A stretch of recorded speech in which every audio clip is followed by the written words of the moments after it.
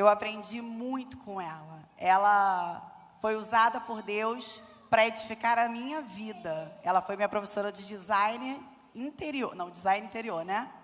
Ela foi minha professora de design interior. E com ela eu aprendi muitas coisas. E hoje eu posso dizer que ela é minha amiga. E assim será na vida de cada uma de nós. A gente chega aqui solta, uma pedrinha solta. Mas o Senhor vai juntando, vai alicerçando, vai construindo e vai edificando as nossas vidas. Amém? Então eu queria que você estendesse as suas mãos para que nós pudéssemos orar por ela. Senhor, nós queremos entregar a tua filha diante da tua presença, Pai. Sabemos que tu já trouxe, Senhor, a palavra ao coração dela. Sabemos, Pai, que tu já falou com ela, Deus, aquilo que precisa ser falado aos nossos corações.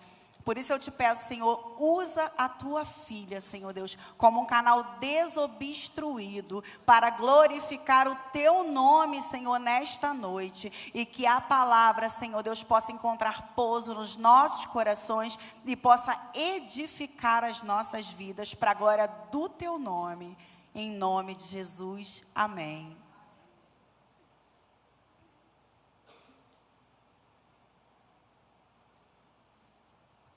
Boa noite, a paz do Senhor, graça e paz. Cada um saúda de um jeito, né? Mas estamos na presença do Senhor. Estou feliz demais de estar aqui. Muita saudade, né, que eu tenho no ministério delas. Trabalhei bastante aqui, sinto muita falta. Mas eu creio que eu vou voltar. Tu tem seu tempo, né? Eu creio que eu vou voltar, em nome de Jesus. Está chegando o tempo de eu voltar, eu creio. E eu queria agradecer a Rita, né, pela oportunidade, pela confiança, mais uma vez, trazer a palavra no culto, né? Vocês vão começar um novo ciclo agora, né? Um novo livro, um novo ciclo, alunas novas, alunas mais antigas, mas estamos todas aqui. Eu queria que você abrisse a sua Bíblia aí comigo, no livro de Isaías, capítulo 32, versículo 9. Edificadas para edificar é o tema que nós recebemos, né, para falar um pouco hoje. E eu vou direto aqui ao assunto do texto. Eu não sei se a minha tradução vai ser igual à sua, mas eu vou ler aqui na minha, tá bom? Isaías 32, versículo 9. Eu vou ler lá, ó, tá lá, vamos ver a versão aqui. Vocês, mulheres, estão sossegadas, levantem-se e escutem-me. Vocês, filhas que se sentem seguras, ouçam o que eu vou dizer a vocês. Esse texto, na minha tradução, está assim: levantai-vos, mulheres que estáis em repouso, e ouvi a minha voz. E vós, filhas que estáis tão seguras, inclinai os ouvidos às minhas palavras. Esse texto foi tirado do livro do profeta Isaías. Isaías, ele foi chamado de o mais ilustre dos profetas. Ele foi um grande estadista, tanto estadista quanto profeta. Ele era um profeta diferente porque ele tomou parte ativa nos negócios do reino, negócios públicos, durante vários reinados de vários reis, que foram Uzias, Jotão, Acais e Ezequias. É provável que Isaías tenha sido educado num lar muito rigoroso, aristocrático. Ele se casou com uma mulher que era profetisa. No início do seu ministério, ele era muito apreciado, era um profeta muito apreciado, mas, como todo profeta, ele se tornou impopular. Por quê? Porque as suas mensagens passaram a ser difíceis de ouvir, né? Como esse texto que a gente leu aqui agora, que é um texto exortativo, né? Exortando as mulheres do reino. Ele conclamava o povo a abandonar a vida de pecado e o advertia do julgamento e da punição de Deus. Isaías exerceu um ministério ativo durante 60 anos, antes de ser executado durante o reinado de Manassés, segundo a tradição. Quando a gente lê o livro de Isaías, quando você abrir o livro de Isaías na sua casa ou aqui, você pense em um homem que era muito forte, destemido, que proclamava corajosamente a palavra de Deus. Esse livro, ele foi escrito num período de grande estabilidade política e social para a nação de Judá, porque a nação estava sendo ameaçada de ser invadida. Então tinha muita estabilidade, tanto externa quanto interna. E os temas principais desse livro é o reinado justo. Isaías foi o profeta que mais profetizou sobre a vinda do Messias, né? Ele descreve um reinado justo que ia trazer paz ao povo, como um refúgio para as dificuldades. Isaías também fala sobre as consequências da insensatez. O capítulo fala sobre a loucura, fala sobre as más escolhas que levam uma pessoa ou uma nação à destruição e à falta de paz. E Isaías principalmente pregou sobre a necessidade do arrependimento. Isaías chama o povo ao arrependimento e busca Deus para que possam experimentar a paz e a segurança no reino messiânico. É um livro que falava tanto do presente, como daquilo que estava prestes a acontecer, como de um futuro muito à frente, que era a chegada de Jesus. Então, Isaías, ele conclama o povo a despertar. No capítulo que a gente leu aqui, capítulo 32, Isaías, ele se volta com palavras duras para as mulheres complacentes da cidade. É um texto forte, não é um texto fácil, é um texto exortativo mesmo. Se você for lá no capítulo 3 de Isaías, versículo, lá no finalzinho, ele fala assim, versículo 25, ele fala assim: mulheres, os seus heróis cairão pela espada, os teus valentes na guerra. As portas da cidade vão gemer e chorar. Sião se assentará no pó desolada. Quando ele fala, se dirige às mulheres do reino, ele está dizendo o seguinte: olha, tudo que vai acontecer a essa nação, e olha como vocês, mulheres dessa cidade, estão despreocupadas.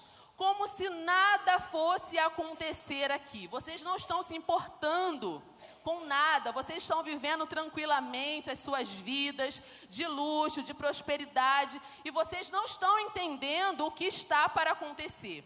Esse descuido, né, desse grupo de pessoas ali da nação de Judá, não era resultado de uma confiança no Senhor. Eu estou despreocupada porque eu confio no Senhor. Não, elas estavam despreocupadas porque elas estavam indiferentes àquilo que o profeta estava falando. Como assim? O profeta está falando com a nação, os homens que se preocupem. Nós não precisamos nos preocupar, porque tem soldados aqui, tem guerreiros aqui, tem heróis aqui. Deus é o Deus dessa nação, Ele não vai deixar nada acontecer. Então elas estavam vivendo a vida despreocupadas. E Isaías convida essas mulheres a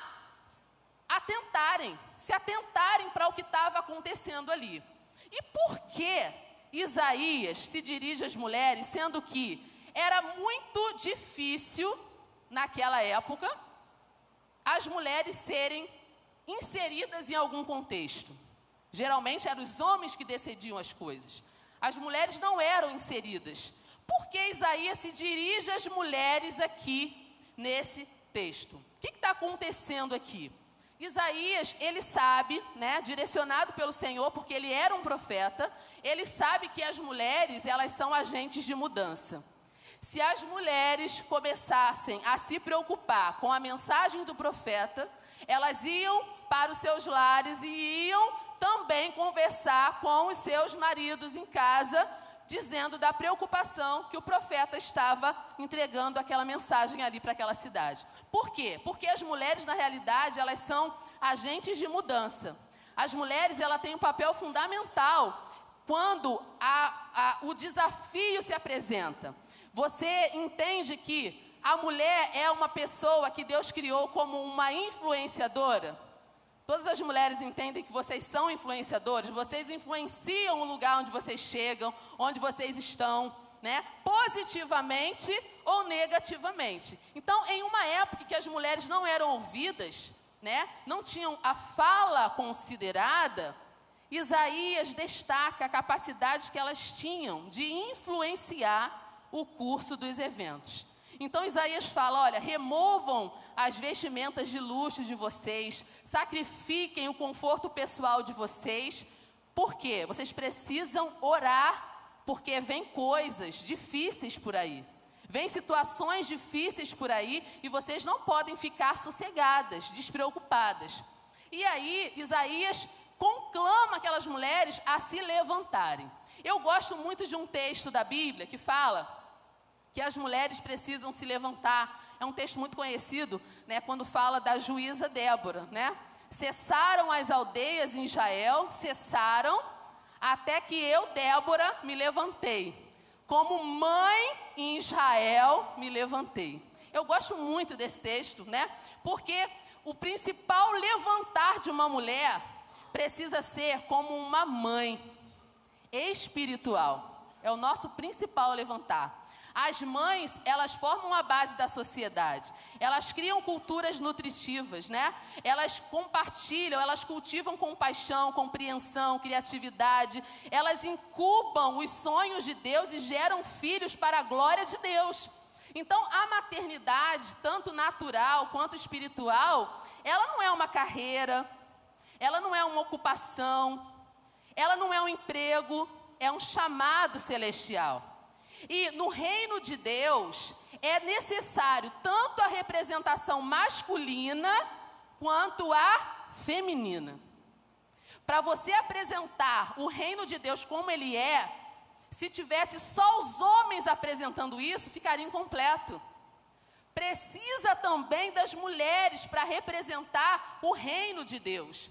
Então, a natureza plena de Deus é um quadro completo e nós estamos inseridas nisso. Deus chama as mulheres não somente para ser mulheres poderosas, como a gente vê pregando, né, por aí, as pessoas, mas também mães influentes no reino de Deus. A família de Deus, ela nunca será plenamente completa até que as mães se levantem, né, como o versículo que eu falei.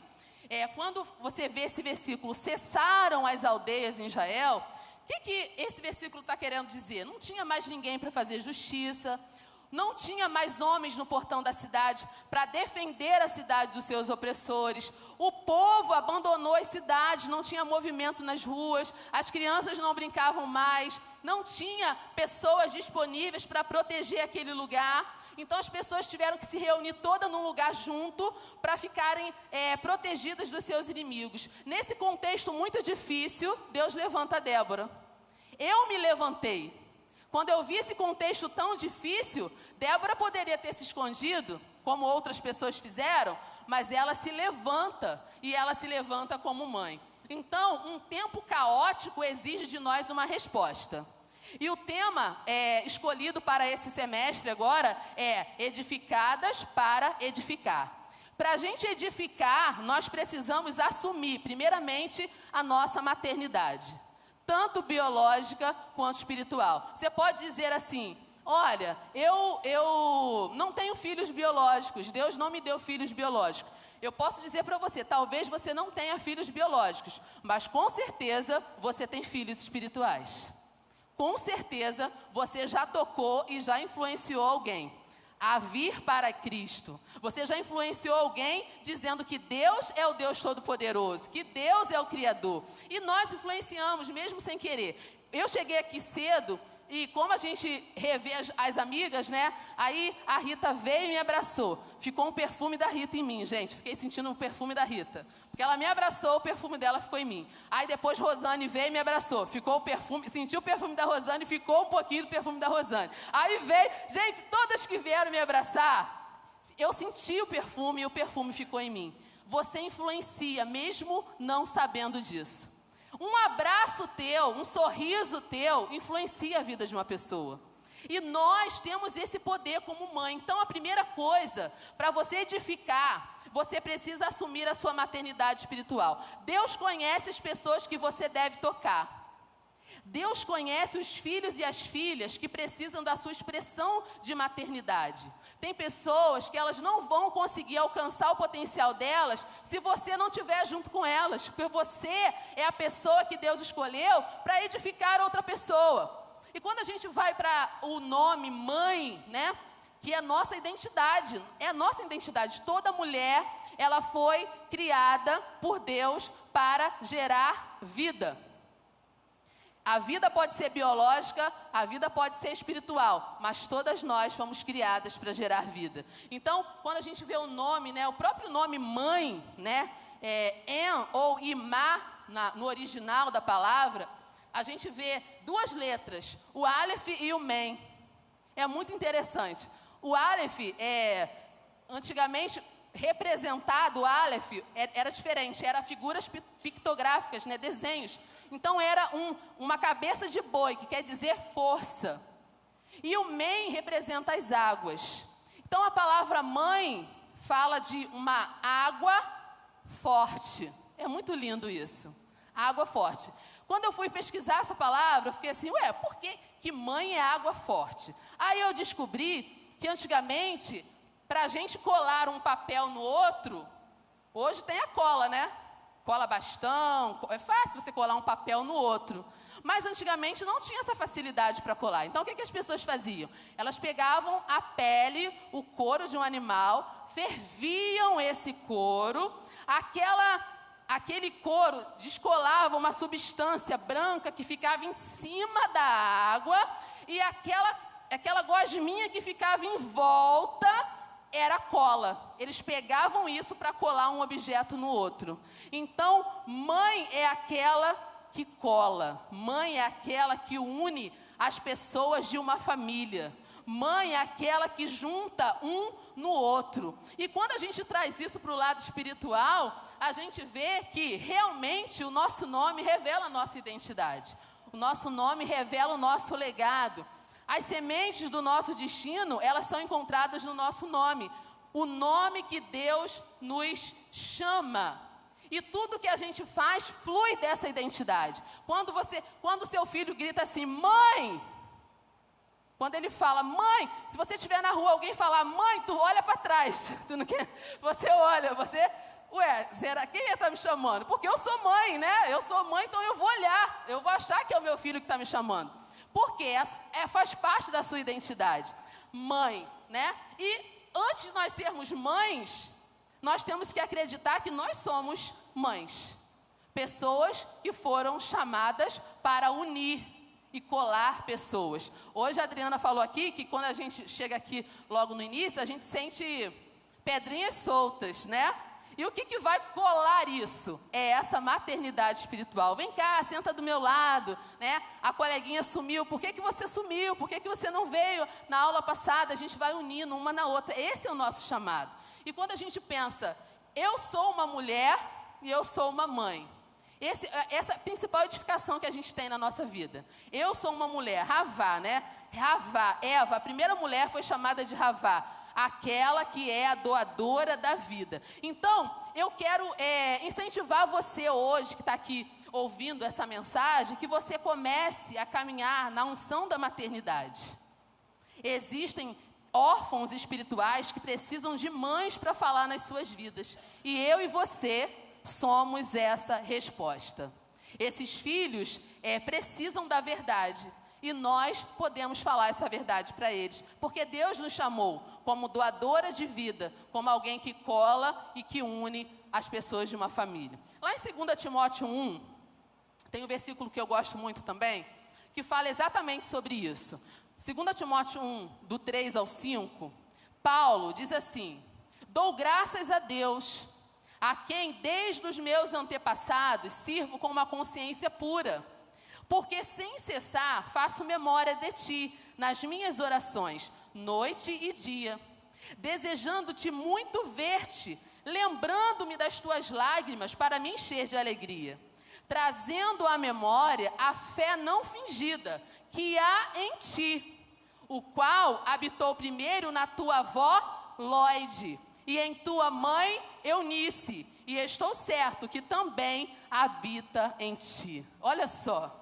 O apóstolo Paulo, quando ele lembra de Timóteo, ele diz assim, Timóteo, eu amo me lembrar de você, eu quero te ver o mais rápido possível, eu lembro das suas lágrimas pela minha vida, e isso enche o meu coração de alegria, mas quando eu lembro de você, eu trago à memória também a fé que habitou na tua avó. Olha só, depois de habitar na avó, habitou na mãe. que era Eunice, a mãe de Timóteo. E depois que habitou em Eunice, habitou em Timóteo. Então você percebe aqui que a fé se edifica, se constrói em Deus, na vida de uma senhora chamada Lloyd. Essa mulher se edifica a sua filha chamada Eunice, e apesar do pai de Timóteo não ser judeu, também vai habitar na vida de Timóteo. Olha só que coisa linda. Olha a transmissão de geração em geração da fé. Se Timóteo estava ali sendo um ótimo pastor, uma pessoa que Paulo confiava, Paulo lembrou, não foi só por causa de mim, foi por causa da sua avó, foi por causa da sua mãe, e agora essa fé que habita em você veio dessas gerações. Olha só, gente, que coisa maravilhosa. No hebraico, edificar é banar. Isso é muito interessante. Edificar, construir, é banar no hebraico. E quando você pensa na palavra filho, que é ben no hebraico, é a mesma raiz da palavra edificar. Então, a primeira edificação é dentro da nossa própria casa, é dentro da nossa própria família. Muitas de nós que estamos assentadas aqui, nós somos a primeira geração abrindo caminho para as próximas gerações. As pessoas que vão nascer daqui a um tempo, elas precisam da fé que está no teu coração, para que você transmita, para que essa fé passe de uma geração para outra. Então a gente precisa imprimir essa fé nos nossos filhos biológicos e espirituais, porque fomos chamadas, edificadas para edificar. Precisamos parar de achar que conhecer a Deus é somente para mim. Não é, vai além de mim. E a gente precisa sair desse local de acomodação e declarar Cristo dentro da nossa própria casa, porque nós nascemos para esse tempo e para esse propósito. Você crê nisso? Que você está aqui nesse tempo e nesse propósito, com algo que Deus colocou na sua mão, e isso começa dentro da sua própria casa. Claro que isso vai extrapolar a sua casa. Isso vai passar do teto da sua casa, isso vai para vizinhos, isso vai para amigos, isso vai para sobrinhos, isso vai para netos, isso vai passando de geração em geração. Essa fé precisa ser edificada. E eu queria dar um exemplo para vocês, para que a gente possa refletir sobre essa necessidade de edificar, começando dentro da nossa própria casa, com nossos filhos espirituais, biológicos e espirituais. Eu queria que colocasse a fotinha, a primeira fotinha que eu pedi para colocar, se puder, de uma mulher chamada Susana Wesley. Vocês já ouviram falar na Susana Wesley, né? A Susana Wesley, ela nunca escreveu nenhum livro. Ela nunca pregou sermão em púlpitos. Ela nunca liderou igrejas. No entanto, a sua vida silenciosa moldou o curso do avivamento inglês e americano. Ela teve 19 filhos. Olha só quantos filhos, gente. Hoje a gente tem 1, 2, já fica, ai, Jesus, me ajuda. Ela teve 19 filhos. Ela viu 10 deles morrerem ainda na infância. A sua casa foi incendiada 2 vezes. Seu marido foi preso por dívidas e por longos períodos, a Susana criou seus filhos sozinha. Ela passou por períodos de escassez, um dos seus filhos foi aleijado, o outro foi mudo até os 6 anos. Ela mesma lutava com várias doenças frequentes. Tudo isso poderia ter feito da Susana uma mulher amarga, uma mulher vencida, uma mulher cínica. Contudo, ela se posicionou não com armas humanas, mas com joelhos dobrados e um avental sobre a cabeça. Sim, né? Vocês conhecem essa história, né? Quando ela dizia para os filhos, olha, quando vocês me virem com um avental na cabeça, ninguém fala comigo, porque eu estou orando ao Senhor. No meio do caos da rotina doméstica, ela encontrou um símbolo de guerra espiritual. Ela avisava: não falem comigo, não me incomodem, não me interrompam, porque eu estou falando com o meu Criador. E aquele tecido comum se tornou o seu lugar secreto, o seu altar, o seu campo de batalha. Foi ali que ela guerreou contra os inimigos que queriam apagar a sua continuidade e sabotar o seu legado. Susana ensinava seus filhos em casa, alfabetizava seus filhos, ensinava a Bíblia. Susana liderava reuniões de oração quando seu marido não estava em casa. Ela teve 19 filhos e 2 deles foram grandes avivalistas. John Wesley, que foi o fundador do metodismo, e Charles Wesley. Charles Wesley escreveu mais de 9.000 hinos. Alguns deles nós cantamos até o dia de hoje. Ela entendeu a importância do legado e da fé geracional. Seu filho, John Wesley, disse certa vez: eu aprendi mais teologia com a minha mãe do que com todos os teólogos da Inglaterra. Olha só a fala de John Wesley. E ela é um lembrete para mim e para você. Você não precisa de um púlpito para mudar o mundo. Você precisa de fé. Você precisa de vocação, você precisa de devoção, você precisa de coragem para ser uma mulher e uma mãe comprometida em edificar pessoas, começando na sua própria família e com seus filhos espirituais. Então a Susana é um exemplo que nós podemos edificar coisas maravilhosas que ultrapassam gerações através da nossa fé. Um outro exemplo de legado que eu queria deixar é a Harriet, eu não sei se eu vou falar o nome dela certinho, Harriet Tubman.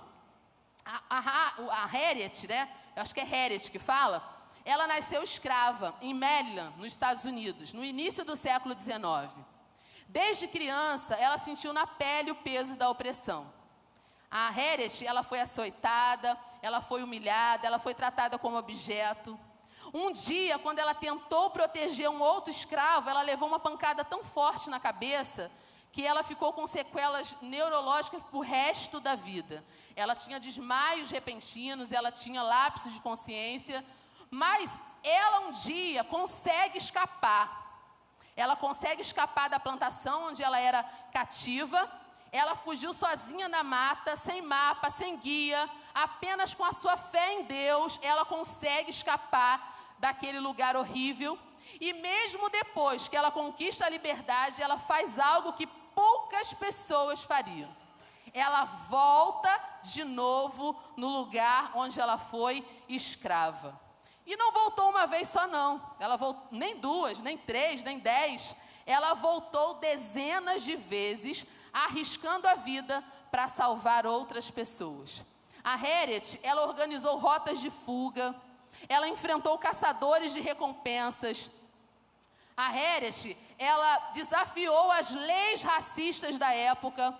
Ela fez tudo isso para conduzir homens e mulheres e crianças à liberdade. O sistema secreto dela ficou conhecido como ferrovia subterrânea. O que era isso? Ferrovia subterrânea. Era uma rede de cristãos, era casas seguras, eram rotas clandestinas que salvaram centenas e centenas de pessoas. A Harriet mostra pra gente que quem um dia foi escrava pode se tornar libertadora. O legado dela começa no chão da escravidão e floresce como um farol de justiça, de fé e de coragem. Se você quiser, tem a história dela já num filme, se você quiser assistir, chama-se Harriet, O Caminho para a Liberdade. Essa mulher, ela foi muito corajosa. Ela sabia que Deus tinha um propósito com a vida dela e ela não teve medo. Ela entregou-se completamente a esse propósito e ela conseguiu salvar muitas pessoas. Porque pessoas que já se construíram, elas querem construir outras, elas querem edificar outras, elas querem salvar outras pessoas. E aí, eu disse aqui no início, né, sobre essa questão da edificação. Primeiro, nós temos que nos levantar, né? Se você quer edificar alguma coisa, você precisa sair do lugar que você está e se levantar. Assumir o seu nome e a sua identidade em Deus. E a terceira coisa que você precisa fazer é se mover para uma nova temporada. Gente, Deus está chamando as mulheres, os homens, os seus filhos a uma mudança de estação. Deus está nos chamando para uma mudança de estação. E o movimento se faz necessário.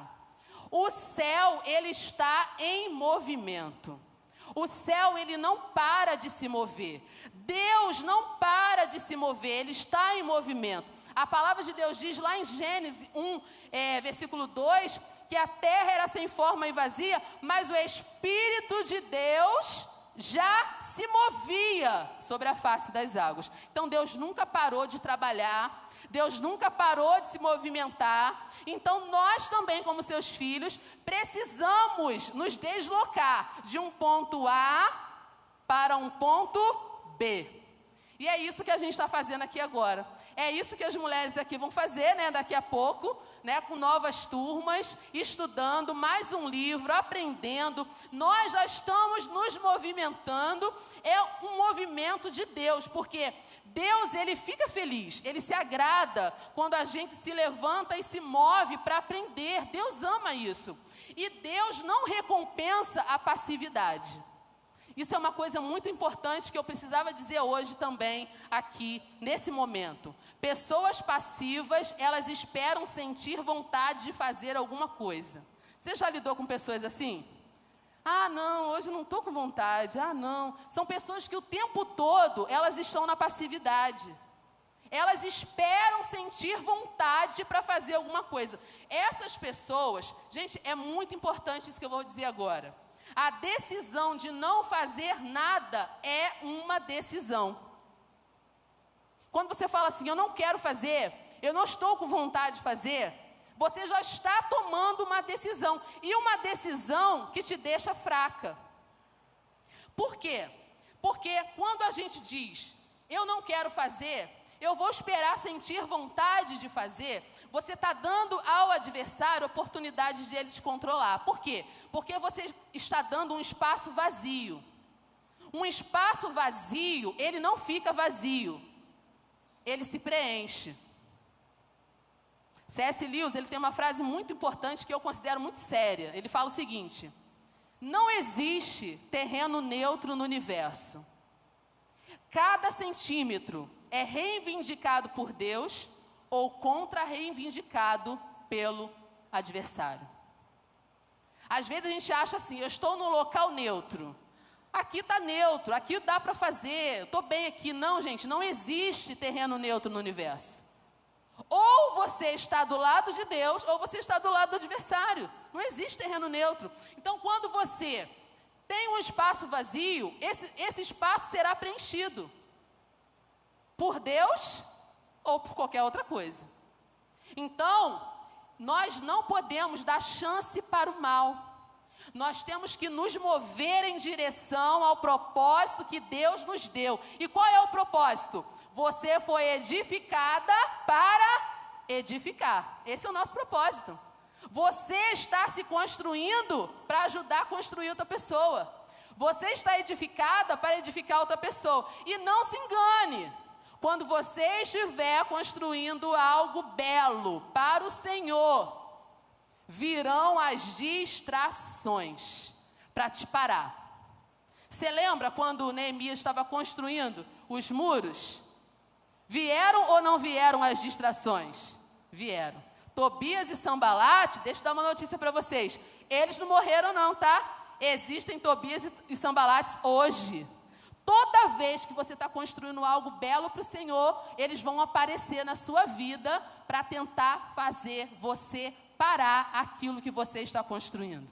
Mas assim como Neemias disse, nós também vamos responder: eu estou fazendo uma grande obra e eu não posso parar. Eu estou fazendo uma grande obra e eu não posso parar. Então, edificadas para edificar. Não esqueça, você é uma pessoa muito importante no reino.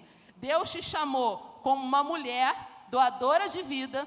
Deus te chamou como uma mãe biológica e espiritual. Deus te chamou para se mover em direção ao seu propósito.